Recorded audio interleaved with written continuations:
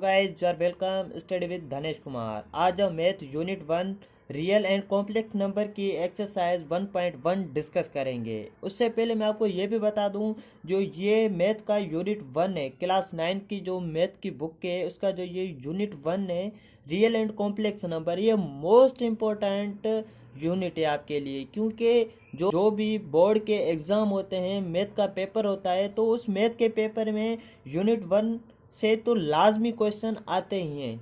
तो इसके लिए इस यूनिट को, इस एक्सरसाइज को आपको अच्छे तरीके से सीखना है। क्यों, अगर कहीं पर भी मैथ के पेपर में ये अगर क्वेश्चन आ जाते हैं तो आपको इसे सोल्व करने में कोई डिफ़िकल्टी ना हो। तो इस आगे टाइम ज़ाया के हम वीडियो को स्टार्ट करते हैं। तो हमारा एक्सरसाइज 1.1 का फर्स्ट क्वेश्चन है, identify the following number as rational and irrational number. तो हमारा फर्स्ट क्वेश्चन कह रहा है कि इन नंबर में से, नीचे दिए हुए नंबर में से या वैल्यू में से आपको रेशनल नंबर और इरेशनल नंबर आइडेंटिफाई करने हैं, यानी मालूम करने हैं। तो इन नंबर में से रेशनल नंबर कौन से हैं और इरेशनल नंबर कौन से हैं, इन्हें मालूम करने से पहले सबसे पहले तो आपको रेशनल नंबर और इरेशनल नंबर्स के बारे में पता होना चाहिए। तो रेशनल नंबर और इरेशनल नंबर क्या होते हैं, तो इस पर भी मैंने वीडियो बनाई है, रेशनल नंबर और इरेशनल नंबर। अगर आप रेशनल नंबर और इरेशनल नंबर को मज़ीद सीखना चाहते हो, तफसील से सीखना चाहते हो, तो उसकी लिंक आपको डिस्क्रिप्शन पे मिल जाएगी। तो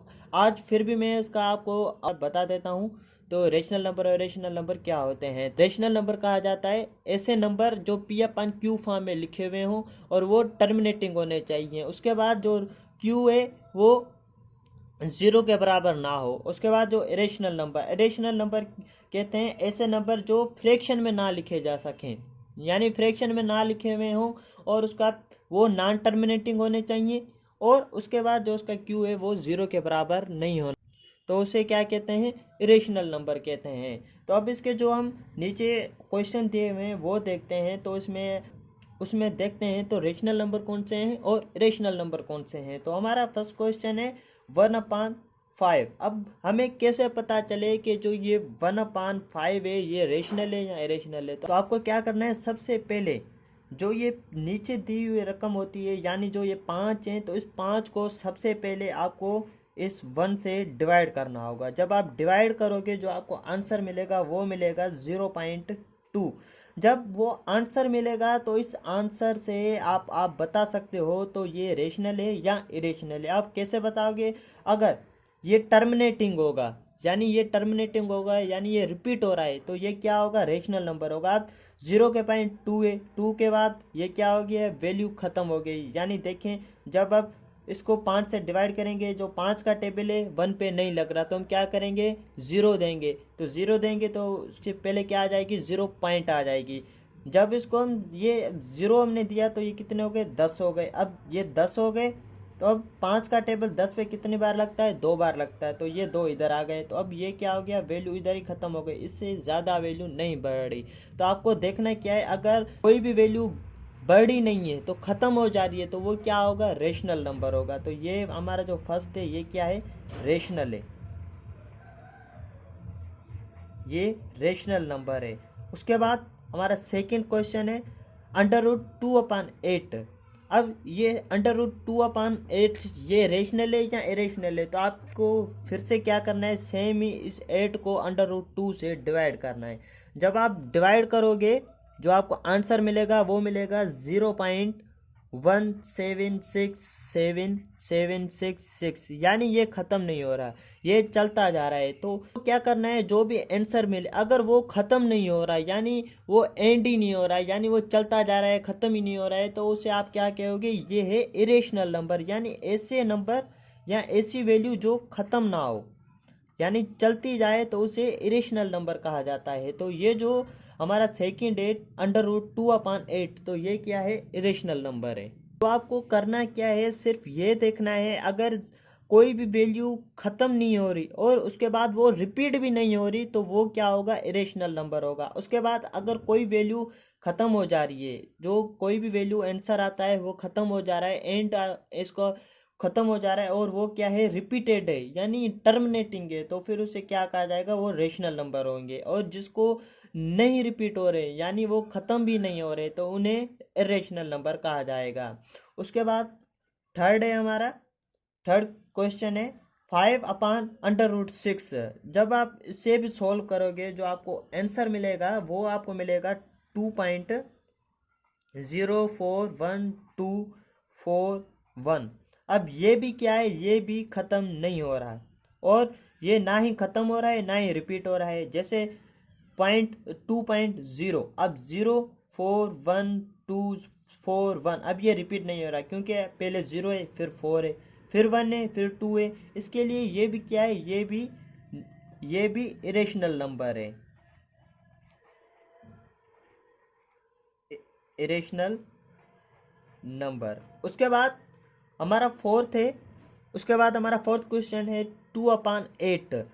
इसको अब आपको क्या करना है, 8 को 2 से डिवाइड करना है। तो डिवाइड करोगे जो आपको आंसर मिलेगा, आंसर मिलेगा आपको 0.25। अब ये एंड हो गया, अब इससे ज़्यादा ये क्या होगा, आगे हल नहीं होगा। तो ये क्या है, टर्मिनेटिंग है, तो उसे हम क्या कहेंगे, ये है रेशनल नंबर। यानी ख़त्म नहीं हो, यानी जो ख़त्म हो जाए तो उसे रेशनल नंबर और रिपीट होने चाहिए। अब रेशनल नंबर, अब ये क्या होने चाहिए, रिपीट होने चाहिए। अब आप कहोगे तो ये तो रिपीट हो रही नहीं है, 2 के बाद 5 है, तो अब ये रेशनल नंबर कैसे हुआ, ये रेशनल नंबर ऐसे हुआ कि जो 2 के बाद 5 है, इसके बाद कोई वैल्यू है ही नहीं, ये ख़त्म हो गया, तो ये क्या है, टर्मिनेटिंग है। तो इसकी क्या है, रेशनल नंबर की 3 प्रॉपर्टीज है। तो यानी एक तो ये P/Q फॉर्म में लिखे हुए हों, तो अब ये क्या है, P/Q फॉर्म में लिखे हुए हैं। कैसे, अब इसको जब हम पॉइंट खत्म करेंगे इसके नीचे कितने आ जाएंगे, हमारे 100 आ जाएंगे। तो ये क्या है, P/Q फॉर्म में लिखे हुए होते हैं। कोई भी वैल्यू होती है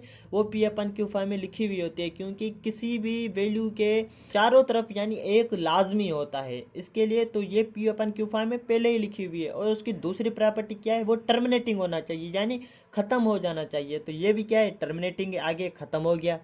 उसके बाद इसकी थर्ड पॉइंट क्या है, तो इसका जो थर्ड प्रॉपर्टी इसकी क्या है, तो उसका क्यू है वो 0 के बराबर होना चाहिए। तो इसका क्यू क्या है, 100 है, तो ये भी क्या है, नहीं हो रहा, तो ये भी रेशनल नंबर है। तो ये भी क्या है, 0 के बराबर नहीं है, तो ये क्या है, रेशनल नंबर है। उसके बाद हमारा पांचवा क्वेश्चन है 1/√3। इसको अब आपको सेम ही करना है, इसको इससे डिवाइड करना है, √3 को 1 से डिवाइड करना है। जब आप डिवाइड करोगे जो आपको आंसर मिलेगा, आंसर मिलेगा आपको 0.577350। और ये आगे चलता जा रहा है, यानी ये ख़त्म नहीं हो रहा है, ये नॉन टर्मिनेटिंग है। यानी इसके बाद ना ही ये ख़त्म हो रहा है ना ही ये टर्मिनेटिंग है, क्योंकि ये रिपीट भी नहीं हो रहा, 5 7 7 3 फिर से 5 फिर 0, यानी ये रिपीट भी नहीं हो रहा है, नॉन टर्मिनेटिंग है। तो ये क्या हुआ, इरेशनल नंबर होगा, क्योंकि एक तो ये ख़त्म भी नहीं हो रहा है, दूसरा तो इसके जो ये रिपीट भी, टर्मिनेटिंग भी नहीं है, तो उसे क्या कहा जाएगा, इरेशनल नंबर कहा जाएगा। उसके बाद हमारा है सिक्स्थ क्वेश्चन √8। अब √8 यानी अब इसको आप क्या करेंगे, इसकी और तो कोई वैल्यू है ही नहीं, तो आप समझ जाना है इसके नीचे कुछ नहीं है, इसके नीचे कोई भी वैल्यू नहीं है, तो आप समझ जाना है इसके नीचे क्या है, एक ज़रूर है। तो आपको क्या करना है, इस एक को इससे डिवाइड करना है। जब आप इसी एक को इससे डिवाइड करोगे जो आपको आंसर मिलेगा, आंसर मिलेगा 2.82842, यानी ये भी ख़त्म नहीं हो रहा, तो ये भी क्या है, नॉन टर्मिनेटिंग है। तो इसे भी क्या कहा जाएगा, तो इसे भी इरेशनल नंबर कहा जाएगा, इरेशनल नंबर कहा जाएगा। उसके बाद हमारा सेवेंथ क्वेश्चन है 0। अब ज़ीरो के भी कोई भी वैल्यू नहीं है, तो उसके नीचे भी एक है। जब आप इसको एक से डिवाइड करोगे जो आपको आंसर मिलेगा वो मिलेगा 0, आपको इसका 0 ही आंसर मिलेगा। तो ये भी क्या है, ये रेशनल नंबर है। तो कहीं पर भी 0 आ जाए तो आप समझ जाना, तो ये क्या है, रेशनल नंबर है। ठीक है, अब ये रेशनल नंबर क्यों है, क्योंकि रेशनल नंबर्स की प्रॉपर्टीज़ क्या है वो तो मैंने आपको अभी भी बताई है, और कल की प्रीवियस वीडियो में भी मैंने आपको बताया था। तो इसका क्या होना चाहिए, क्यू ज़ीरो के बराबर होना चाहिए। अब इसका क्यू तो ज़ीरो के बराबर है ही नहीं, तो इसका ज़ीरो क्या है, पी ज़ीरो है, और इसका क्यू कितने के बराबर है, वन के बराबर है। तो इसका क्यू वन के बराबर है और पी कितने के, ज़ीरो के बराबर है। यानी पी ज़ीरो हो जाए इसका कोई इशू नहीं है, लेकिन जो क्यू है ये कभी भी ज़ीरो नहीं होना चाहिए। अगर क्यू ज़ीरो हो जाएगा तो फिर ये जो हमारी वैल्यू होगी, यानी कोई भी वैल्यू, वो कभी भी रेशनल या इरेशनल कभी भी नंबर वो नहीं होगा। तो फिर ये जो ज़ीरो है, ये हमारा ज़ीरो भी क्या है, रेशनल नंबर है। उसके बाद हमारा 8 क्वेश्चन है पाए। अब ये जो पाए है, ये पाए हमेशा, मैं आपको ये बता दूं, आपको याद रखना है, तो पाए कभी भी रेशनल नंबर नहीं होगा, ये हमेशा इरेशनल नंबर होगा। फिर पाए अंडर रूट में आ जाए, पाए अंडर रूट में आ जाए, या उसके बाद जो पाए है वो ब्रैकेट में आ जाए, कहीं पर भी आ जाए, अपान में आ जाए, कैसे भी आ जाए, कहीं पर भी अगर पाए आ जाएगा तो वो वैल्यू हमेशा इरेशनल नंबर ही होगी। तो ये आपको याद रखना है, जो पाए है ये हमेशा इरेशनल नंबर ही होगा। तो ये जो पाए है ये इरेशनल नंबर है। अब ये इरेशनल नंबर क्यों है, ये इरेशनल नंबर इसके लिए है क्योंकि इसकी जो वैल्यू है पाए की वो है 3.1415965। यानी ये भी जो वैल्यू है ये नॉन टर्मिनेटिंग है, यानी ये वैल्यू ख़त्म नहीं हो रही है। तो इसके लिए ये जो पाए है ये रेशनल नंबर है। फिर ये अंडर रूट में आ जाए, ब्रैकेट में आ जाए, ब्रैकेट के बाहर आ जाए, अंदर आ जाए, अपान में आ जाए, कहीं पर भी आ जाए पाए, तो आप समझ जाना, तो आप आसानी से उसे बता देना, तो ये क्या है, इरेशनली नंबर है। तो ये भी जो क्वेश्चन है, फर्स्ट क्वेश्चन है एक्सरसाइज 1.1 का, तो ये भी अक्सर आता रहता है पेपर में, ये भी मोस्ट इम्पोर्टेंट क्वेश्चन है, इससे ये भी अक्सर पेपर्स में आता है। तो आप इरेशनल नंबर और रेशनल नंबर्स को सेपरेट करो। तो आगे बढ़ते हैं, हमारा नेक्स्ट क्वेश्चन एक्सरसाइज 1.1 का। उसके बाद हमारा एक्सरसाइज 1.1 का दूसरा क्वेश्चन है, convert the following into decimal fraction, also indicate them as terminating and non terminating। तो ये जो सेकंड क्वेश्चन कह रहा है, तो सबसे पहले जो ये वैल्यू मिली हुई है उसको पहले तो आप डेसिमल फ्रैक्शन में कन्वर्ट करो। तो सबसे पहले आपको क्या करना है, वैल्यू को डेसिमल फ्रैक्शन में कन्वर्ट करना है। अब डेसिमल फ्रैक्शन यानी कोई भी वैल्यू अगर अपान में मिली हुई है, फ्रैक्शन में है, तो आपको क्या करना है, उसे पॉइंटों में लिखना है। यानी पॉइंटों में लिखने को क्या कहा जाता है, डेसिमल फ्रैक्शन कहा जाता है। उसके बाद आपको उसे डेसिमल फ्रैक्शन में कन्वर्ट करके फिर आपको उसमें बताना है ये टर्मिनेटिंग है या ये नॉन टर्मिनेटिंग है। तो देखते हैं, तो हमारा फर्स्ट क्वेश्चन है 5/8। अब आपको सबसे पहले तो उसे डेसिमल फ्रैक्शन में कन्वर्ट करना है। तो आपको करना क्या है, इस 8 को 5 से डिवाइड करना है। जब आप इसे डिवाइड करोगे, जो आपको इसका जो आंसर मिलेगा वो मिलेगा 0.625। अब ये क्या हो गया, ये खत्म हो गया है। तो ये बिल्कुल जो क्वेश्चन है ये बिल्कुल ईजी क्वेश्चन है। तो आपको करना क्या है, कैसे बताएंगे ये टर्मिनेटिंग है या नॉन टर्मिनेटिंग है। तो आपको करना क्या है, किसी भी वैल्यू को, नीचे वाली वैल्यू को ऊपर वाली वैल्यू से डिवाइड करोगे, जो भी आंसर अगर खत्म हो जाता है तो वो टर्मिनेटिंग होगा, अगर नहीं खत्म हो रहा है तो वो नॉन टर्मिनेटिंग होगा। अब ये क्या है, 0.625, ये इसके बाद ये खत्म हो गया, तो ये क्या है हमारा, ये टर्मिनेटिंग है।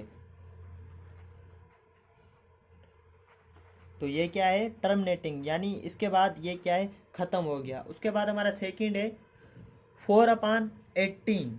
जब आप 18 को 4 से डिवाइड करोगे, जो आपको आंसर मिलेगा वो मिलेगा 0.2222, यानी ये ख़त्म नहीं हो रहा। तो ये क्या है, नॉन टर्मिनेटिंग,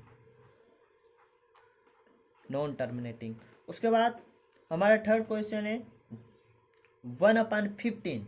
जब आप 1/15 को आप 1 से डिवाइड करोगे, जो आपको आंसर मिलेगा वो मिलेगा 0.0666, यानी ये भी ख़त्म नहीं हो रहा। तो ये भी क्या है, नॉन टर्मिनेटिंग है।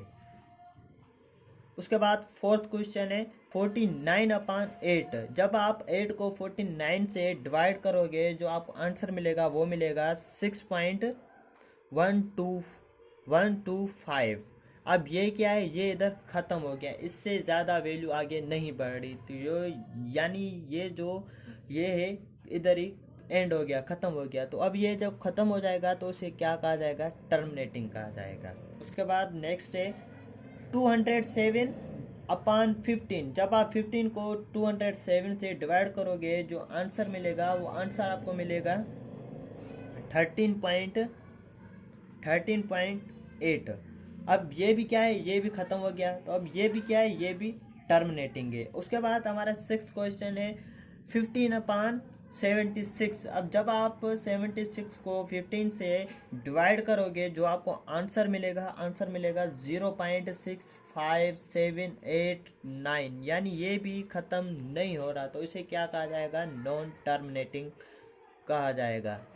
आपको करना क्या है, कौन सी भी वैल्यू आ जाए तो आपको करना क्या है, आपको सिर्फ ये देखना है। अगर कोई भी आपको वैल्यू मिली हुई है तो सबसे पहले तो आपको उसे डिवाइड करना है। डिवाइड करके अगर आप डिवाइड करके उसके बाद जो भी आंसर आता है उसे देखना है। अगर वो ख़त्म हो जाता है तो वो टर्मिनेटिंग होगा, अगर नहीं ख़त्म हो रहा है तो फिर वो नॉन टर्मिनेटिंग होगा। तो ये थे आज की हमारी एक्सरसाइज 1.1। इंशाल्लाह नेक्स्ट वीडियो में हम 1.2 एक्सरसाइज के बारे में सीखेंगे। तब तक अल्लाह हाफिज़।